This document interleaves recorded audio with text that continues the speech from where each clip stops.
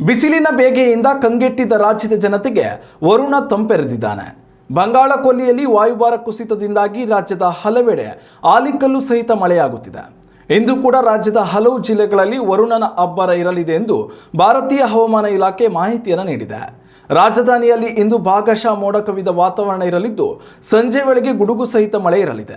ದಕ್ಷಿಣ ಕನ್ನಡ, ಉಡುಪಿ ಹಾಗೂ ಉತ್ತರ ಕನ್ನಡ ಜಿಲ್ಲೆಯ ಬಹುತೇಕ ಕಡೆಗಳಲ್ಲಿ ಇಂದು ಮುಂಜಾನೆಯಿಂದಲೇ ಗುಡುಗು ಸಹಿತ ಮಳೆ ಆರಂಭಗೊಂಡಿದೆ. ಕರಾವಳಿ ಜಿಲ್ಲೆಗಳಲ್ಲಿ ಗಾಳಿಯ ವೇಗ ಗಂಟೆಗೆ 30ರಿಂದ 40 ಕಿಲೋಮೀಟರ್ ಇರಲಿದ್ದು ಮಳೆಯ ಕೆಳಗೆ ಆಶ್ರಯ ಪಡೆಯದಂತೆ ಐಎಂಡಿ ಎಚ್ಚರಿಕೆ ನೀಡಿದೆ.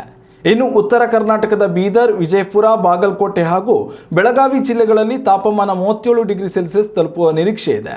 ಆದರೂ ಈ ಗರಿಷ್ಠ ತಾಪಮಾನದ ನಡುವೆಯೂ ಗುಡುಗು ಸಹಿತ ಹಗುರ ಮಳೆ ಸಂಭವಿಸುವ ನಿರೀಕ್ಷೆ ಇದೆ. ಇನ್ನುಳಿದಂತೆ ಚಿತ್ರದುರ್ಗ, ಧಾರವಾಡ, ಹಾವೇರಿ ಜಿಲ್ಲೆಗಳಲ್ಲಿ ಮಿಂಚು ಗುಡುಗು ಸಹಿತ ಮಳೆಯಾಗಲಿದೆ. ಎಷ್ಟೇ ಮಳೆ ಇದ್ದರೂ ಮಧ್ಯಾಹ್ನದ ವೇಳೆಗೆ ಸೂರ್ಯನ ಶಾಖ ಅತಿಯಾಗಿಯೇ ಇರಲಿದೆ ಎಂದು ಹವಾಮಾನ ಇಲಾಖೆ ಹೇಳಿದೆ. ಉತ್ತಮ ಸಂಸ್ಕಾರಯುತ ಶಿಕ್ಷಣದೊಂದಿಗೆ VSS English medium CBSE school Udupi Muddur. ನರ್ಸರಿಯಿಂದ 10ನೇ ತರಗತಿವರೆಗೆ ಶಿಕ್ಷಣದ ಜೊತೆಗೆ 5ರಿಂದ 10ನೇ ತರಗತಿವರೆಗಿನ ವಿದ್ಯಾರ್ಥಿನಿಯರಿಗೆ ಉತ್ತಮ ಹಾಸ್ಟೆಲ್ ಸೌಲಭ್ಯವೂ ಇದೆ. ನಿಮ್ಮ ಮಕ್ಕಳ ಪ್ರವೇಶಾತಿಗಾಗಿ ಈ ಸಂಖ್ಯೆಗೆ ಕರೆ ಮಾಡಿ.